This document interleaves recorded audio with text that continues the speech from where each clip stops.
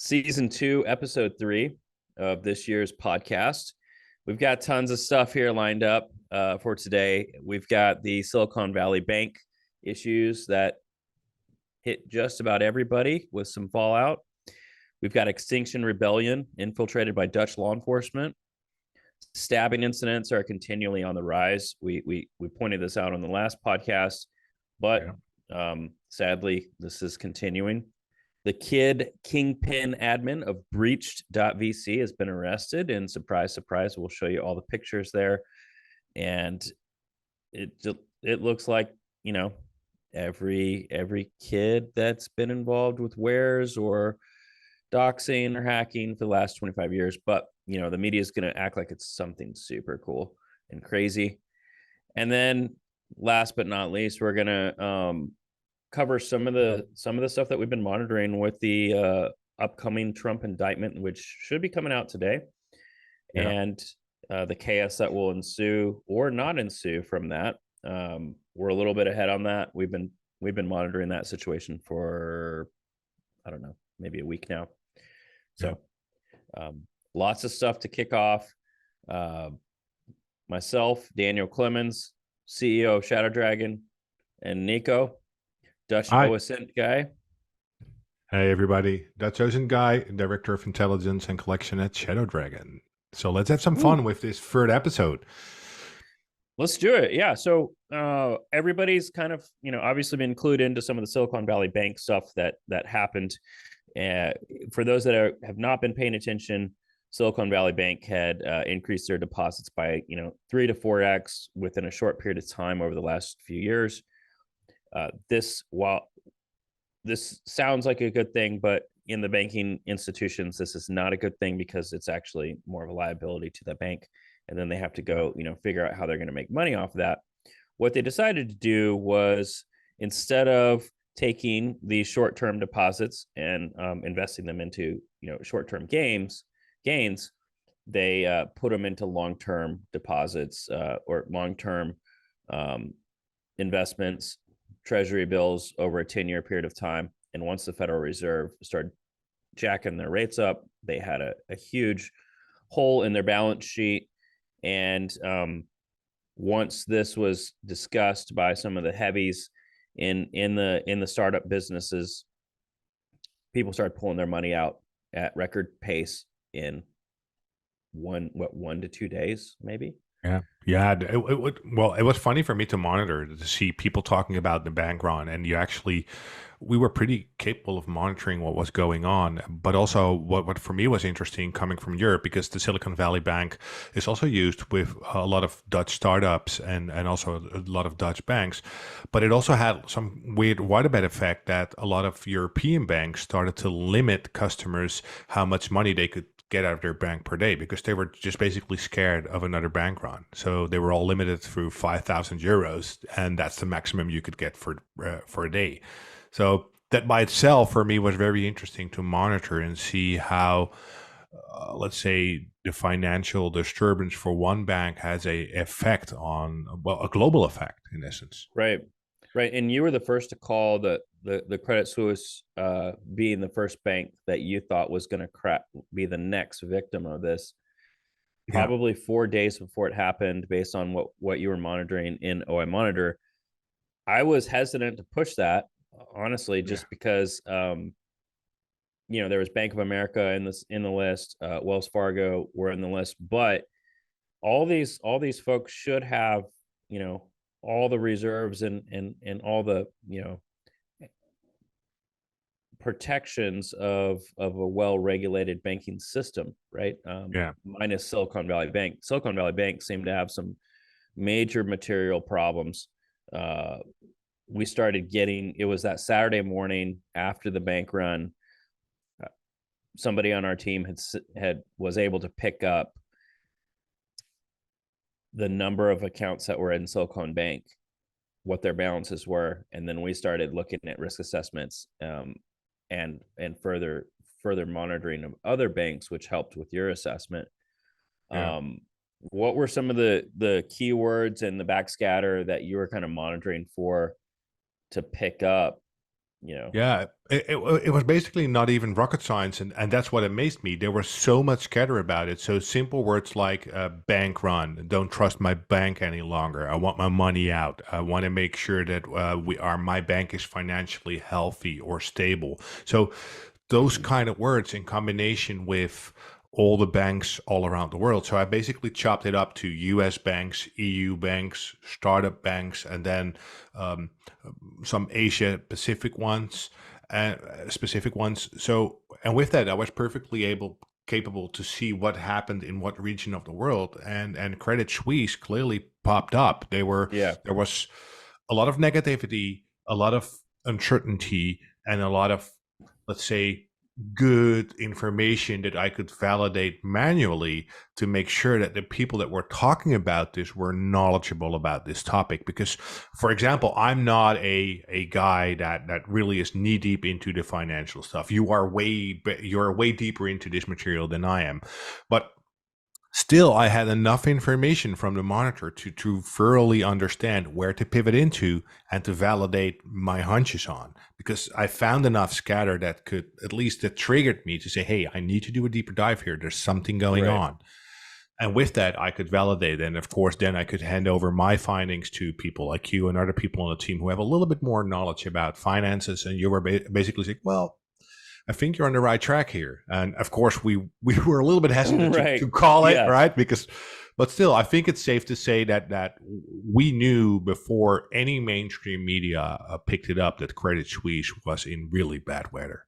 Right. That's a 3 to 4 day lead time, which I think with intelligence, that's a huge jump. I mean, Yeah. if our team was good on calling shorts and stuff like that, I think we could have made a lot of money. Sadly, Yeah. I'm not good at any of that kind of stuff, but I'm sure Elliot would tell us everything about that if he was here. Yeah. But for me, it was a real eye opener to see that um, in the digital age that we live in now, that you could perfectly pick up enough scatter that could have alarmed you way ahead of time. Right. Yeah, and my concern with all that was, well, is everyone now seeing the value of not just open source intelligence, but how rumors, fear, uncertainty, doubt are absolutely magnified and amplified Oh, yes. with social media and the unintended consequences of the algorithms that push content as fast as they Yeah. possibly can to get a viral payload.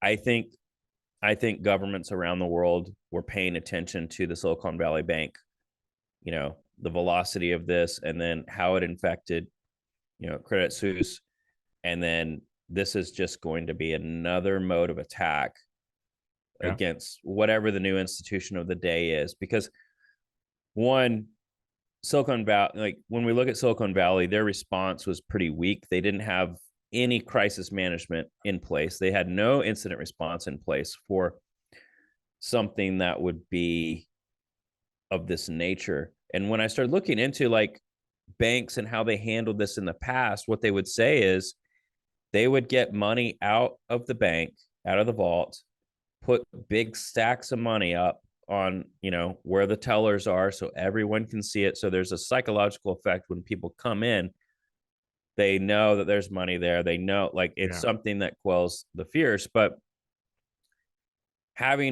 there's going to have like, companies are going to have a bigger incident response and crisis management system or crisis management response in place to handle this type of stuff in the future. Otherwise, they're going to get wrecked with whatever the rumor of the day is. And my belief is, if people aren't practicing engaging in conflict just naturally, as in life, if they're just passive, they're going to get run over by whatever the rumor of the day is, and they're going to fold as an institution. So I would foresee this type of attack happening in universities, where people are going to say, oh, this guy is either a racist or he's a weirdo, and the institution walking them out after 21 days just because the rumor mill has put enough pressure on people, and they don't have any framework whatsoever to really stand up to the rumor mill. Really, I mean, this is information warfare, and and it was also pretty clear during this incident with Silicon Valley Bank, because it was a certain moment where I also saw there was a little spike at a moment in time where people started talking really negative about Wells Fargo, for example. But if you read between the lines, you could see that these were certain trolls trying to make Wells Fargo look bad. But it really took some time for me to analyze and ingest that information and get that general overview. Hey, what's going on here? Who are the people who are talking about this? Who are the people who are spreading this narrative and making it, or trying to make it, go viral? And that by itself, for me, again, was very interesting to monitor and to pivot a little bit into, to see how that little psyop machine works from a certain group. Totally agree. I just hope that banks and other institutions are going to start treating these type of incidents with, greater concern, and treat that first 48 hours as, hey, get your all hands on deck, get legal involved, get your CEO involved, get your, PR folks involved, get your crisis management messaging involved, because this is just another type of attack that needs a different type of incident response. It only takes basically one influencer that the troll campaign needs to reach that will make your bank fall. It's entirely because you have one person that has enough followers that will believe what that person is saying. There's no way of going back from that point on. Totally agree. And people are, man, they're so bullied and pushed around by fear nowadays, especially after, COVID. That's where my concern of just chaos moving at an unsustainable velocity with whatever the problem of the day is. Eating people's lunch if they're not ready. And I'm not saying go out and be a prepper and get super crazy, but some resilience and some awareness is the minimum you can do, right?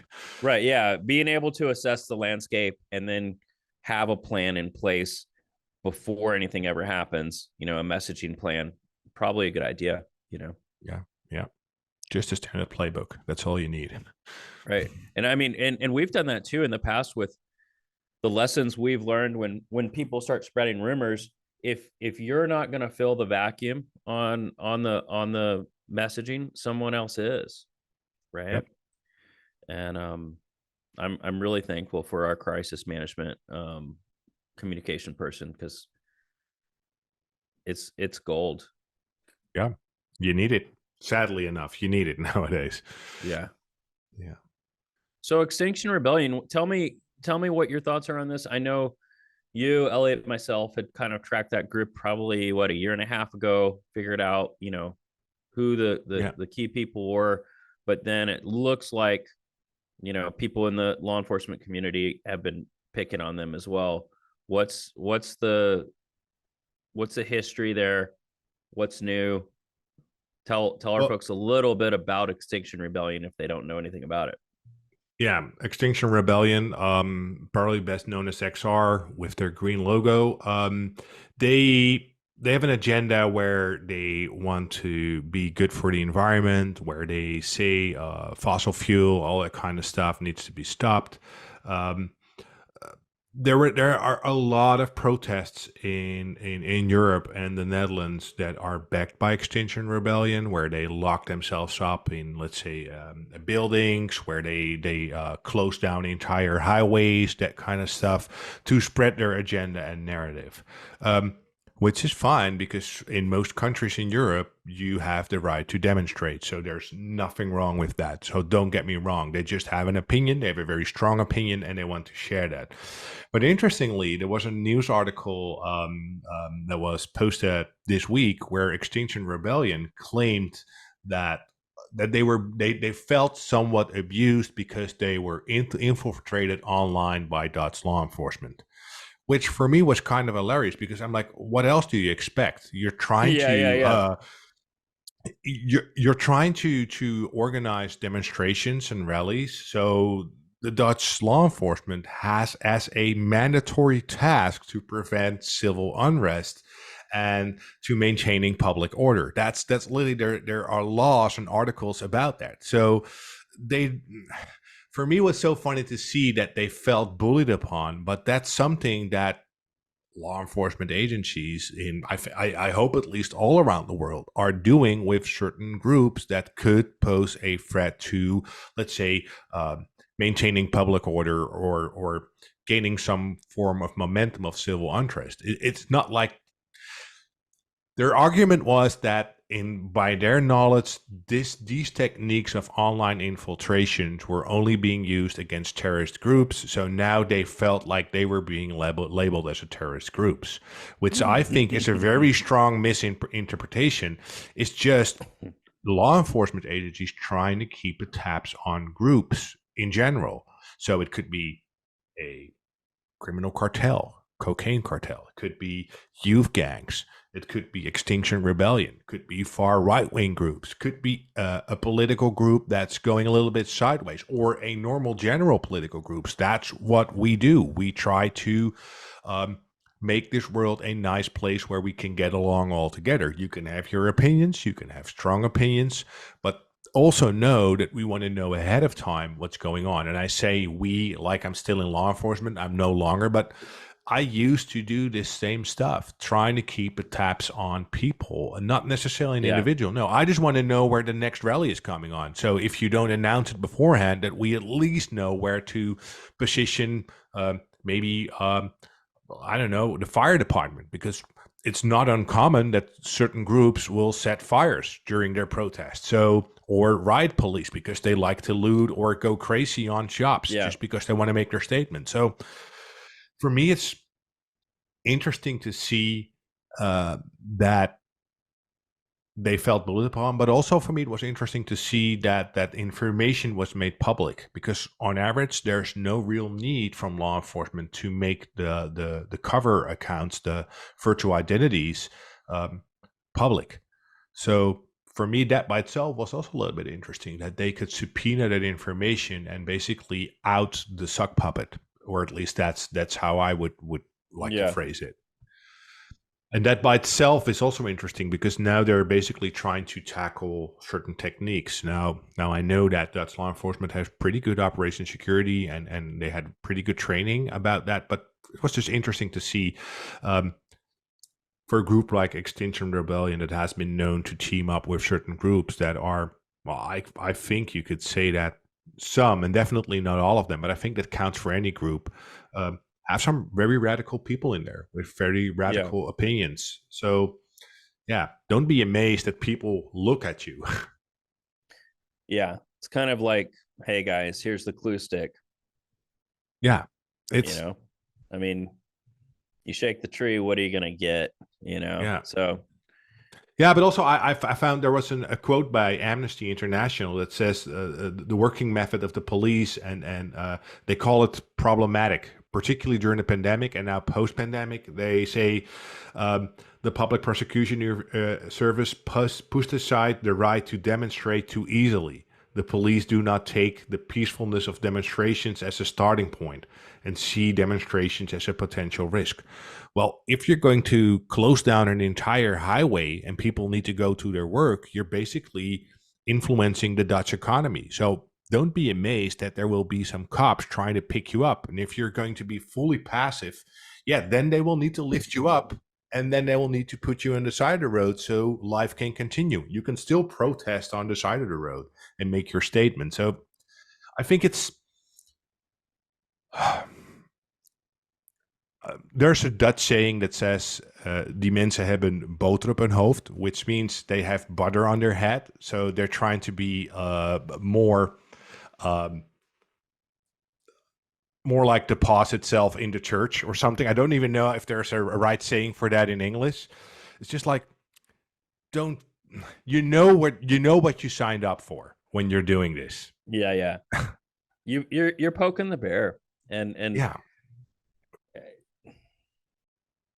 them getting Amnesty International involved, and then even the wording there that they're being persecuted. I mean, come on. This is, we get you're playing a role and you're pushing messaging, but you're also causing a little bit of a problem.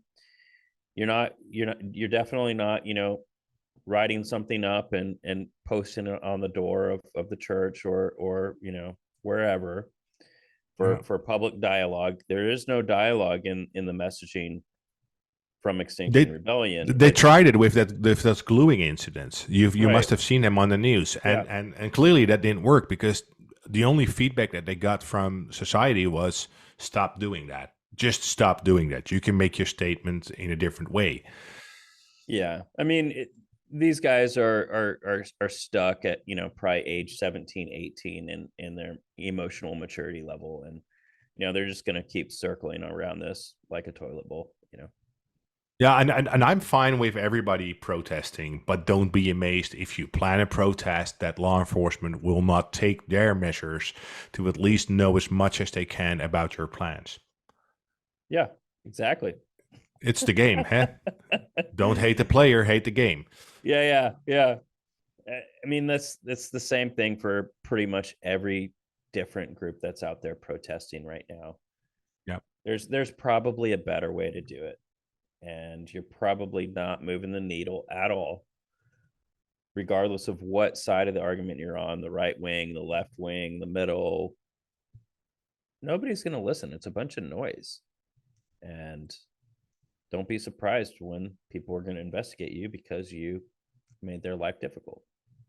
Yeah, that's how it Right? works. That's how it works. I would disappoint if they did not do that. Exactly. Yeah, my word of advice for anybody that's feeling invited into the rage mob of the day is, hey man, get off social media. Go buy a lake house, get a beach house, do something, get in debt and get off Yeah, social media. Don't get invited into all this rage because politics are going to come and go. yeah. Big deal.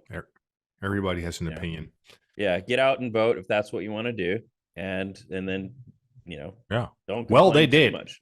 Yeah. They did. Oh So, yeah. for example, when you look at my country now, when it comes to that fossil fuel stuff and all that kind of stuff, well, the farmer party now is the biggest party. So, yeah, they did. So that's also a way of demonstrating and making or Right, letting and your that voice be heard. and that's a healthy representative based government type response, like the people are making a movement where they want to change the policy, and that's totally healthy. But gluing Yeah. yourself to art and then teaming up with Amnesty International saying like, oh, I'm being persecuted, dude, you're not getting persecuted, okay? Yeah. Like let's remind folks what persecution is, and that's when your voice isn't just ignored, it's silenced with violence and Yeah. force, and your family Yeah. is killed. That's what happened in Germany, right? That's what Yeah. happens in every place where tyranny takes a foothold, and that's true persecution. It's death. And this is not persecution. This is just a little bit of response. Big Yep. babies. That's right. Yep. All right, let's get to the next topic. Enough about it, about this. Let's talk a little bit about those stabbing incidents. Yeah. So there was we had talked about an incidents going on the rise in the last episode, and then there was actually a stabbing of a GCHQ person. Yep. Or individual that works for GCHQ that made it on the news last week. We can fill in the link there for everybody that's listening, but that was one of two or three that happened from the last podcast. We do think this is on the rise. Nico, what else are you seeing? Because you've been monitoring it more than I have. Yeah, so we had that incident near GCHQ in the United Kingdom. We had intel agencies giving out alerts for Vienna prayer houses to be on high alert because most likely Islamic State jihadis are planning stabbing attacks in or near those prayer houses. We had a incident in Brussels where all metro or subway stations needed to be on high alert. The U.S. Embassy gave out an alert for potential threat there. Again, a potential stabbing incident specifically named out. So when you look at that, for me, it's so interesting to see that clearly there is intelligence when it comes to this, but still there are some incidents when we talk back to the GHCQ one where maybe a lone wolf or a steered lone wolf can do what they do. And that's, I think, the risk of these knife attacks. There's no way for any country around the world to fully protect yourself for or preventing incidents like this. It takes one individual that just decides in the morning to wake up, let me grab my knife and let me go somewhere where a lot of people are, or just where people are, and let me just start wielding around with that knife. This is true.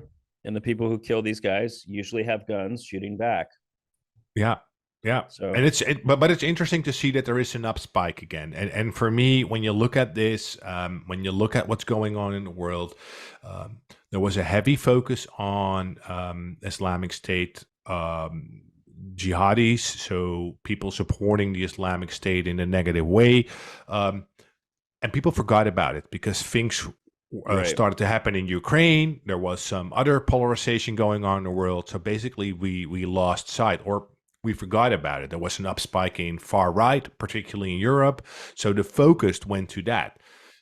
And yeah, well, what can you expect? Those guys don't give up, and girls don't give up. They are in this for the long run, and we already discussed this on the podcast. But for me, I just wanted to briefly touch upon this again, so that we still see that this stuff is going on. But I don't see any media picking this up. It's just a little article somewhere.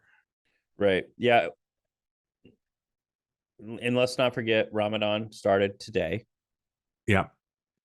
And there will be incidents. Yeah, it's always the case. There will always be incidents, but historically also, a lot of the, extreme Hezbollah, and some of the ISIS stuff, those guys are the battering ram of Russia, right? They're another weapon that those guys are picking up. So if Russia's going to get pinched a little bit more, these attacks might be going up on the rise. There may be some correlation there. I don't know for sure. I don't have any data on that, other than we know how Russia works historically just by, reading history books in their method of warfare, and also their presence in Syria. We've seen that. Yeah, definitely. Yeah. So something to note, monitor, if you're going to put monitoring in place, put your keywords in that language that you think that the group is in. Yeah. I like to, do different dialects, try to pick those keywords up, and sometimes it really helps. Yeah, but it's a worrying thing, because this, I would like to see that more governments spent more time on awareness around this, so that to make people a little bit more situational aware. Just get some signs up on metro and train stations, or at airports, or at shopping malls, just making people aware, hey, pay attention, hands out your pocket, always be ready, you never know. Just those little random things. I think that's going to be a hard thing outside of the US, because people's next natural response will be, okay, can I get a weapon? What knife can I get, or what gun can I get, or what are some things that I can have personal protection with? I think that's going to be a little harder outside the United States. And then, even if they were to, push a campaign past the traditional see something, say something, your personal security lies with you. And that's why, you need to come up with a strategy and a plan. What that is, it's going to be different based on every region that you're in. But, even if it's having keys in your left pocket that you can throw at them, and you can, hit with your right hand and run, or something, you got to have some form of a plan, if you can't have a weapon. So just basic exit roads being spotted by you or whatever. Just the fundamental stuff that I see lacking very often, that people would not know if they are being attacked in a large restaurant, how to flee from the restaurant. First thing that I would do when I enter any restaurant around the world, where are the exits? Where are the exits? Right. Where are the windows? Where can I exit if there is a panic situation? How Yeah. where should I choose my seating to have good overview? What will happen behind me? Those small basic things doesn't have to mean that you'll need to be fully paranoid all the time. But when you know about these incidents and you know about these alerts and warnings that are being given out by intel agencies and by governments, you should be a little bit more aware. Yeah, I agree. And I think colleges should push the awareness as well on Yep. campus, you know, Yep. just like they've pushed awareness for women, where, you know, walking from, you know, classes to their car or to their dorm or whatnot. You know, keep your head up, look around, um, try to avoid people that look suspicious or out of place, because you know who they Yeah. are. You know who they Yeah. are if your pattern of life is always going down the same places, which most of us are always doing the same stuff, you know. Yeah. And it's interesting because people don't look around anymore. They look at the screen when they're on the Yeah. street. Yeah, I think And that's that's super dangerous in the end. Yep. Yep. It's just people feel awkward when they don't have a device in their hand anymore. The dopamine hit, they need their Yep. drug, right? They Yeah, need their drug. absolutely. Yeah. All right, let's talk a little bit about the Breached guy. Oh yeah. So this week, a young guy was arrested. He was, well, quote unquote, the head kingpin of breach forums. I like that. Like, I, we got to get our kingpin yeah. in there. So what I found particularly interesting, it took fairly long to take this forum down. So there might have been an agenda for that from several law enforcement agencies or intelligence agencies around the world.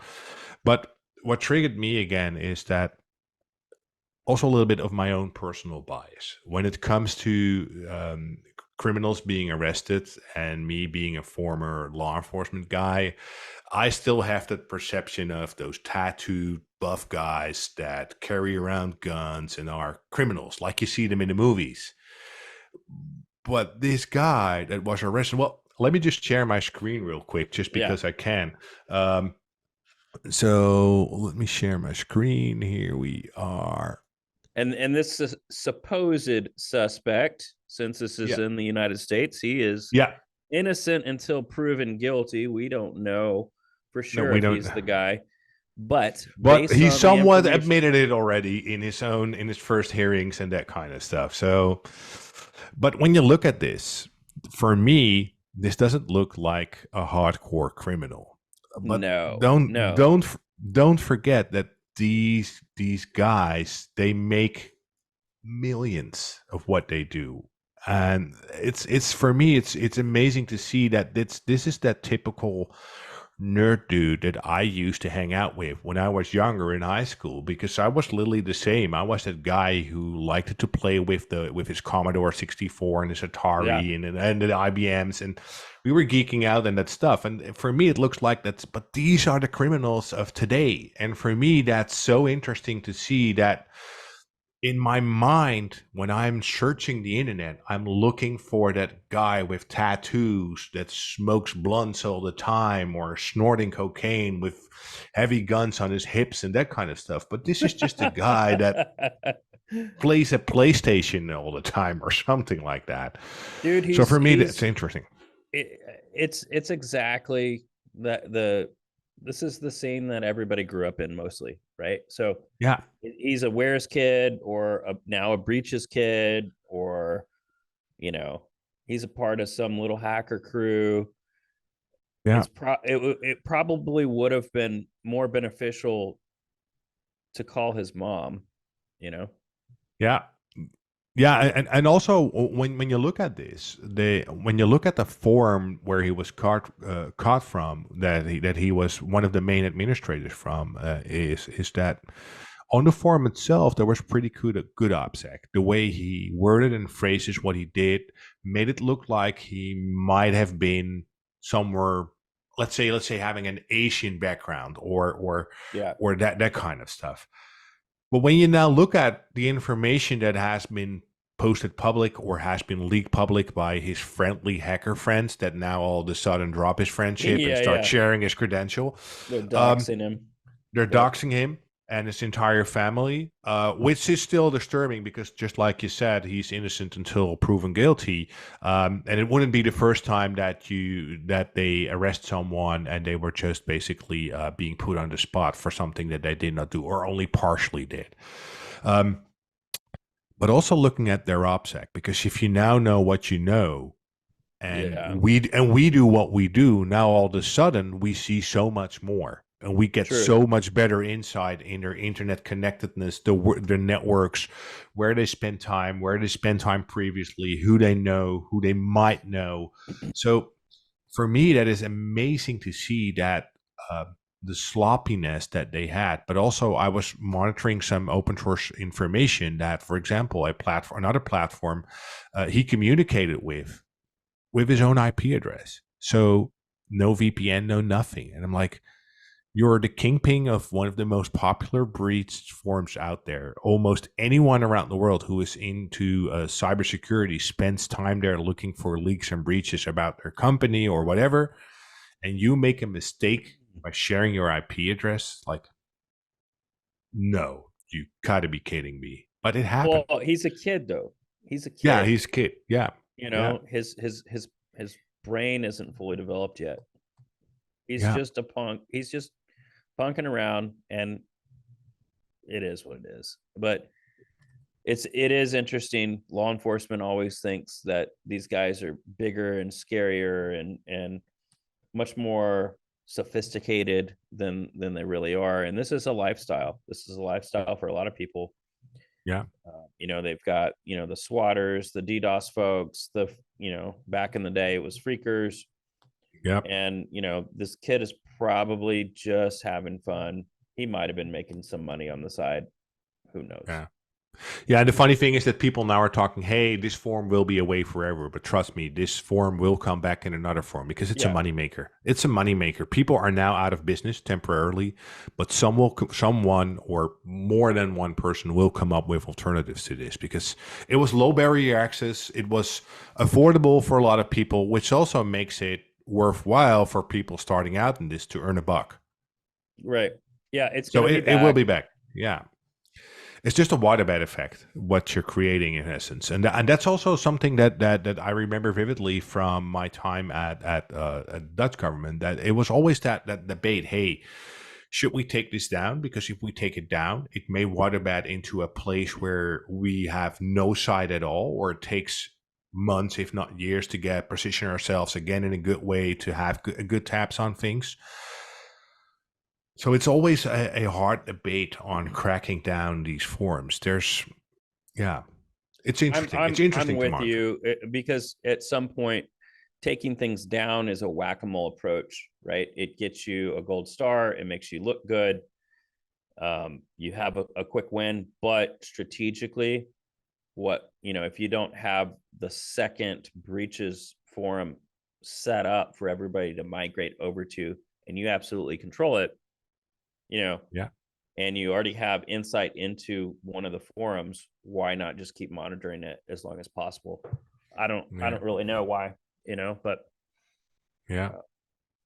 who knows? And everybody's skeptical now because the rumor now is any form that will pop up now will be owned by some form of law enforcement agency around the world, which makes sense, right? Yeah, that's the playbook, though. It's like you need everybody afraid to control the situation until they feel better about things. It will reemerge, and there'll be another 18, 19-year-old kid or 16-year-old that runs it. Yeah. Good times. I wish I was 18. Sorry. I hope the kid doesn't get swatted, or his family doesn't get swatted. Yeah, well, that's always the downside with all his credentials being dropped online almost everywhere now. It could go sideways really fast. Yeah, because that is what happens. Yeah. So tell me about Trump. That's not my topic, but it has my true interest. So what's going on right now is, Trump is rumored to be indicted today. This is Wednesday, March 22nd. Yeah, he was hoping for Tuesday, or at least that's what I picked up from monitoring. Right, and so he had put out this crazy post about saying that he's about to be indicted, and people should protest, and just causing an entire charade, right? And people on the right aren't really responding as much as the people on the left on this. So that's interesting to me. But he's getting charged out of the state of New York, and his current residency is in Florida. So the first theory that we had internally was, oh, this is going to be a really good test for Ron DeSantis, to see how is he going to react. Is Trump baiting him, setting him up a part of this whole situation, to see if Ron DeSantis will extradite him from Florida to New York? Or is Trump going to turn this into a complete charade where, his media is there and he's the victim and he's the martyr? That's kind of the context of what's going on. What he's getting charged with, I'm not really totally sure, because it has to do with Stormy Daniels and some kind of campaign finance issue, which who knows if those things are real or not, right? Yeah. But he's definitely preparing for making this bigger than anything ever, and to be a martyr. So we started monitoring probably, I don't know, 4 or 5 days ago, I think, something that we really picked up information. Probably 5 or 6 days ago, we picked up the first few tweets on quote unquote, Trump apocalypse. And I would say some of the folks that are posting are pretty fringy and might be bottish versus real people, because it's just so crazy. Yep. I'm not seeing people on the right looking to be air quote mobilized. It's different from the Capitol Hill incident. There was way more information. Right. Yeah. So I'm just not seeing too much response on the right, other than from what's either bots or completely crazy people. Yeah. No offense. Everybody knows I'm usually Republican on most things, but this is just crazy. Come on. What's going on? I don't know. We're monitoring it. We have all the artifacts. If something does go down, we'll probably have a good load of information to reconstruct. But from what I've seen so far, I don't think that this is going to be a big deal. I think that people are going to turn this into a circus, like they always have, because this is a political thing. And, it's just going to be a total circus and clown show. Let's watch the clown show, but hope that nobody that's mentally ill does anything bad. Yeah, that's the biggest concern, right? That will not happen. And for me, what's interesting to see that even the deep fakes are not working. So there are a lot of deep fakes now going around that Trump is in cuffs or being arrested by cops, and they look really real. The pictures, they do look really real, and so and that's actually, we've got deep fakes being used in high profile things in the last month and a half. This is the second big one that we've seen those deployed into, into the mainstream media. There were some fakes, or at least doctored images that I saw pushed into the January 6th stuff that did make it into the news stories, which was interesting. But this is definitely more deep fake style stuff versus Photoshop. Yeah. Yeah, but also I think it also has to do with how rapidly that deep fake and StyleGAN and ChatGPT has evolved in the past 2 months, because it's absurd how good it's getting. Oh yeah, definitely. So what are some of the deep fake type tools that you're using right now on that are generating good things? So well, everything from OpenAI works pretty well. Huggin.co works pretty well for me. The Midjourney stuff I like to use for generating pictures that are from multiple angles and high quality. And with that, you really need to get the hang of how you word your phrasing. So you really need to start thinking like if you're a cameraman. So you would that's something that I spend some time in exploring, but also learning by others who are good at this. So if you want to make a story of, let's say, a pretend rally going on now because people are angry with Trump, you would need to phrase your deep fake, hey, I want to have a wide angle shot with people being angry, with smoke and fire, people throwing stuff at law enforcement wearing shields. It has to be New York police uniform. So you have to really in detail describe basic. I try to describe, try and think of the picture that you're seeing in your mind, and you need to translate that with words. But not only the words, you need to tell the tool exactly what kind of camera lens it should use to make that picture. So cinematic, wide angle, focus on this, smoke there, and then you'll get pictures that are so stupid accurate that it looks like the real deal. It's amazing. And same counts for ChatGTP. You can read. I've seen people in that are in the OSINT industry dropping blogs and papers like 3 a day, and I'm like, that's weird. Normally, you only post like 1 or 2 blogs per year, and now all of a sudden they are entire 20-page blog essay type of things. So I started to run those things through those chat DTP detectors, and they were like, we have 95% certainty that this is being made with chat GTP. And I'm like, yeah. you bastards, you cannot come up. And I know people, I like to use ChatGPT for asking general questions or problem solving. So I was working on a Python script, didn't work, I got stuck. I'm like, oh, let's ask ChatGPT, and it works.